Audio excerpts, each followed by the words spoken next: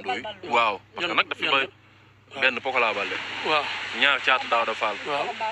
Poko mbaam bi waaw ngay wax léegi delloo mbaam waay non man non mais moom moo wax loolu nee na ñu wax Poko waaw moom man dégg nañ beneen booy bi ne abattoir bi fii la nekk abattoir ban la Caat Daouda Fall caatu Daouda Fall fi ñuy rendee fii non non foofu géej waay nee na bu mbaam bi ñëwee fi la ñuy rendee loolu la mais keneen waaw ak man booy yi gën a sa instant bi am ay ndam ha mais Moussa yow lan la ak fils de Balla waaw léegi moo tax dama leen ñoom maay seen grand na promoteur yi kay dajale avance yëpp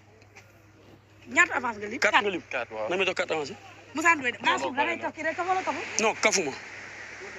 4 avance na may toog 4 avance yi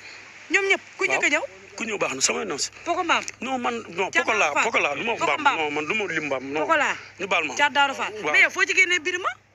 waaw kii ak Birima ñoom ñaar loolu beneen affaire la waaw parce que xamante bi dafa bari man li ma wax non man ay non boo nee dawante